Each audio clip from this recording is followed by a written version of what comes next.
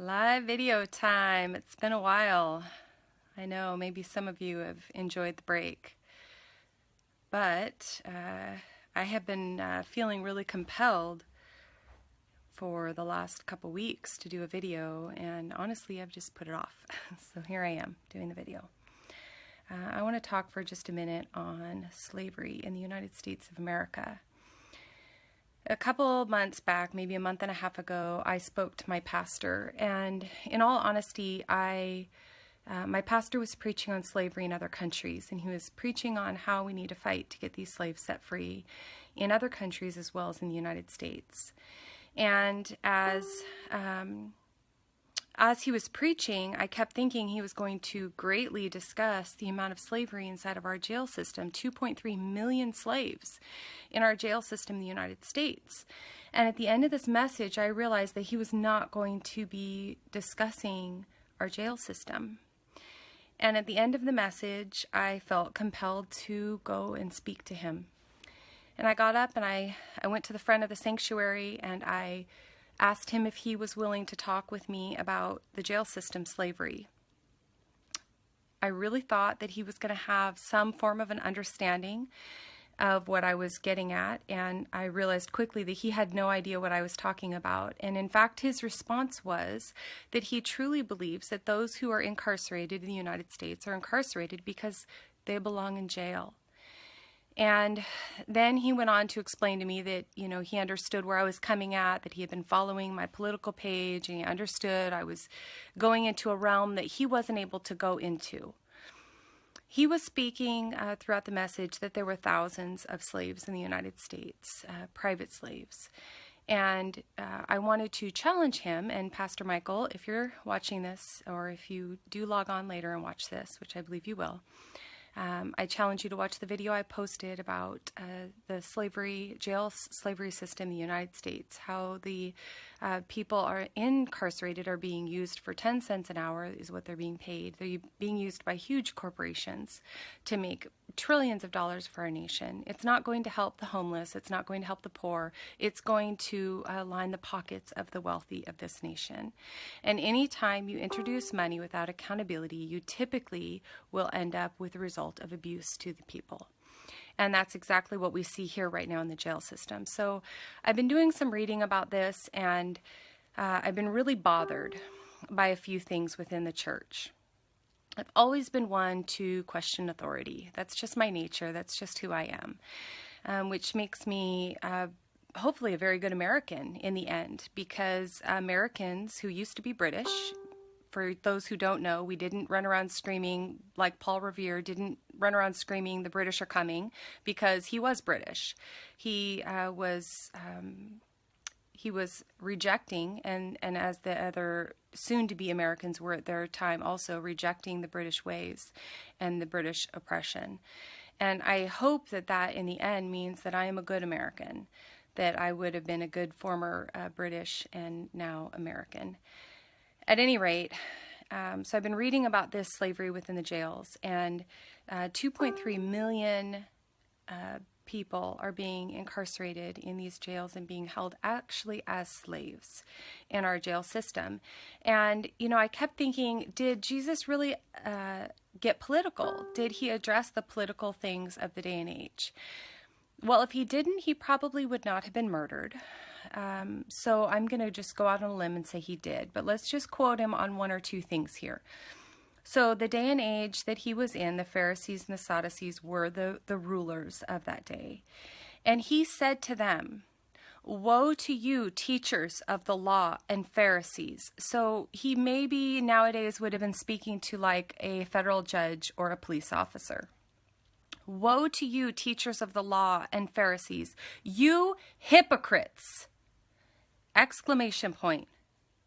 "You are like whitewashed tombs who look beautiful on the outside, but on the inside are full of the bones of the dead and everything unclean. In the same way, on the outside you appear to people as righteous, but on the inside you are full of hypocrisy and wickedness." This is Jesus in Matthew 23, 27 through 28, speaking to the leaders of his day and age, saying, "You hypocrites."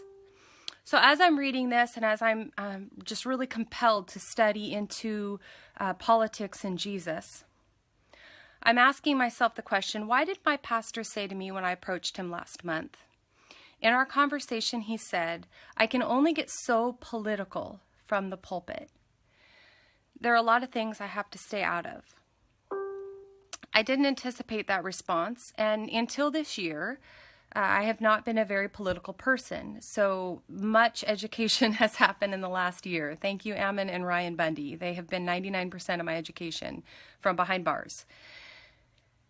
So I have started just recently studying about the 501c3 that the church has. You know, the church is great about telling us to obey the governing authorities, but what they mean is the governing authorities that give them the tax break. They don't mean the other governing authorities, because if they meant the governing authorities, they wouldn't speak out against slavery in other countries. They wouldn't speak out against other nations the way that they do. So my pastor can stand up on the pulpit, and Pastor, if you're watching, you stand up on the pulpit and you preach about the abuses of civil rights in other nations. Why do you not speak about the abuses in our own country? 2.3 million slaves in the jail system that you won't preach on because it's political? Why? I read about it and I found the answer why, Pastor. In order to receive the 501c3, the organization must be organized and operated exclusively for religious, educational, scientific, and/or other charitable purposes.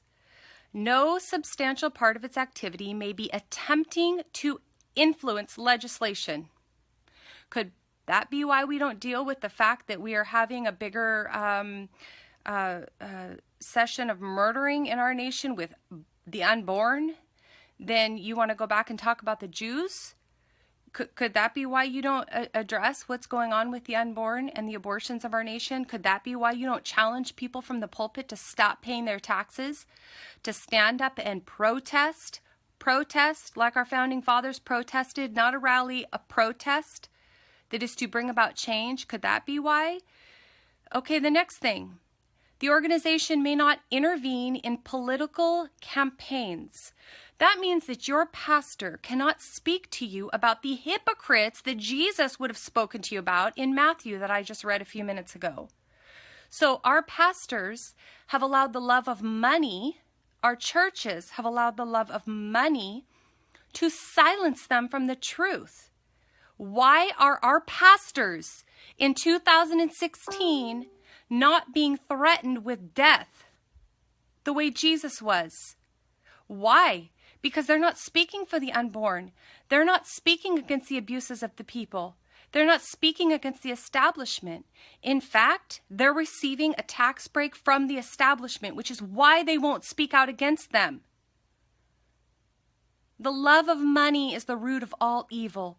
Get rid of your 501c3.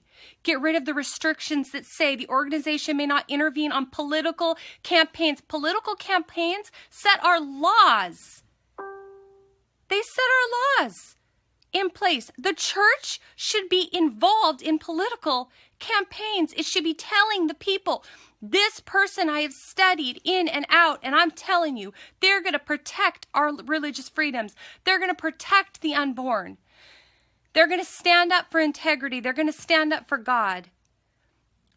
Our religious leaders are the people we should be able to go to for that. But because they have the love of money and they love the fact that they don't pay to Caesar what is owing to Caesar, they have been silenced. The final thing, the organization's purposes and activities may not be illegal or violate fundamental public policies. Okay, Jesus's behaviors, his speech was illegal at that day and age and that time. And yes, it was on the religious level. And so some people say, well, it wasn't the actual law, but the religious level was the law back in that days. Okay, the Pharisees and the Sadducees, that was the law. So when he spoke out against them, he was speaking out against the law, which is why in the end he was crucified. So why is it that our church nowadays would not engage in something that's illegal when Jesus engaged in something that's illegal? It would be illegal or violate fundamental public policy to stand up and preach from the Word of God. Truly preach from the Word of God, because Jesus says the murder is a sin, adultery is a sin, homosexuality is a sin. And yet, in order to get a tax break, we have forfeited those truths. Shame on you. Shame on you, church. You have been purchased no different than the informants and the trolls that harass me daily. You've been purchased. Jesus called out the leaders of his day, and he called them hypocrites. Why have you not called out the leaders as hypocrites? Why have you not told them that you throw down, you hypocrites of the law, you throw down laws on the people that you yourselves won't even uphold? Jesus said those things. Why won't you say those things? You can't, because if you do, you lose your tax status. That is the love of money, and it's the root of all evil. And I'm telling you, if you want to be without the love of money and you want to preach the gospel, whether it's political or not, get rid of your 501c.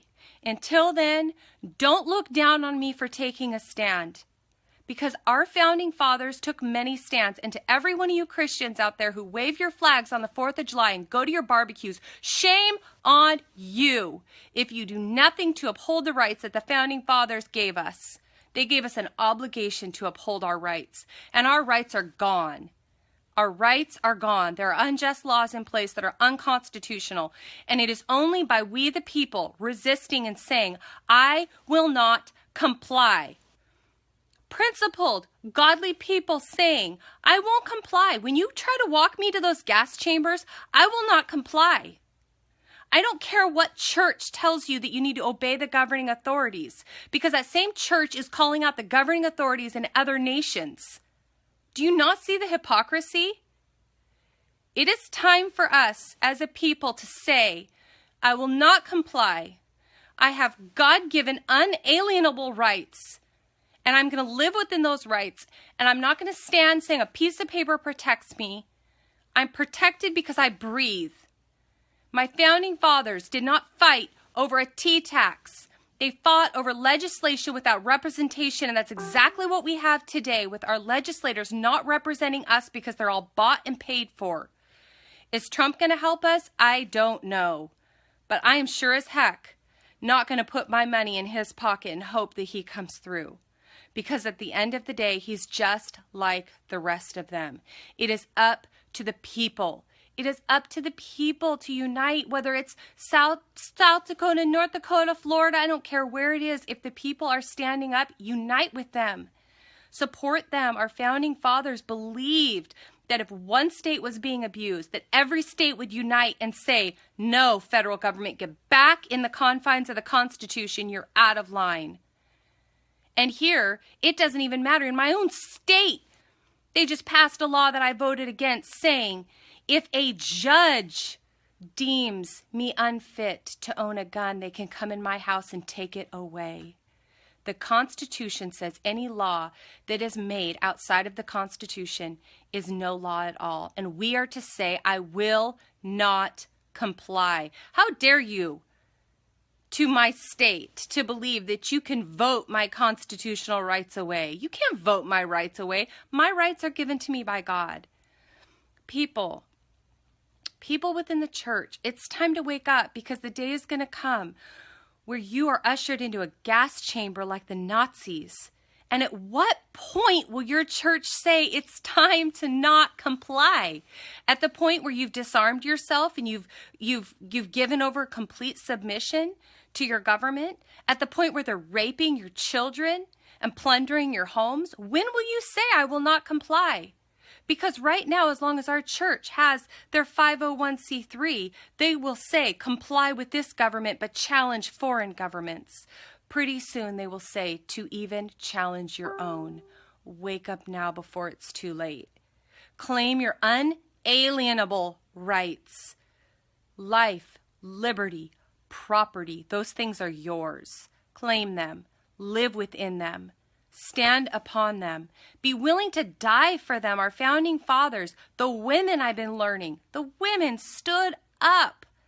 They stood up so much more than our textbooks in the schools want us to know. And I'm so proud of them, and I'm going to be so proud to be amongst them, saying, I will not comply.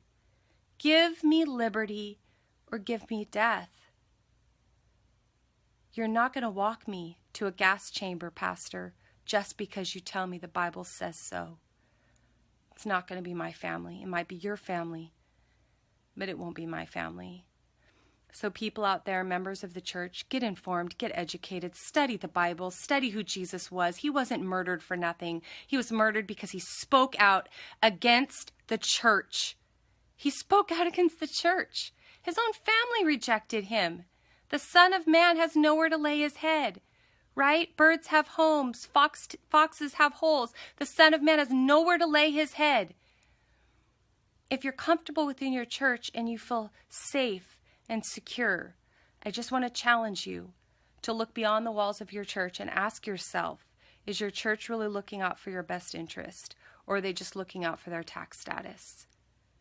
I will not comply, whether it comes from Donald Trump or Hillary Clinton or President Obama. I will not comply. Get off my property, get out of my home, get away from my family. I'm going to live a free man, just like Lavoie was willing to live a free man, and he died a free man. And you, United States of America, have his blood on your hands. That's not a sin that he had to take with him to the grave. That's your sin that you have to take with you to your grave for murdering him. Stand up, people. Get educated. Study the Bible. Study the United States Constitution. Get out of your Stockholm Syndrome.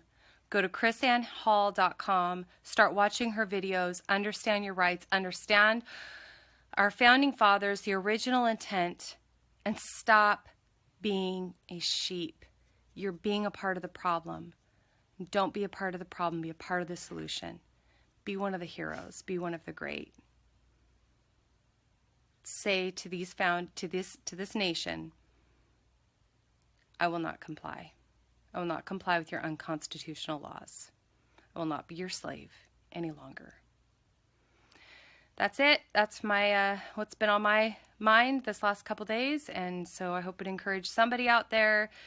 God knows I'm going to take a beating for it this week with the Twitter trolls. Twitter trolls, I love you. Keep on going. Keep on hating. One of these days you're going to wake up and realize that you're breathing in gas in a gas chamber and that maybe you were wrong.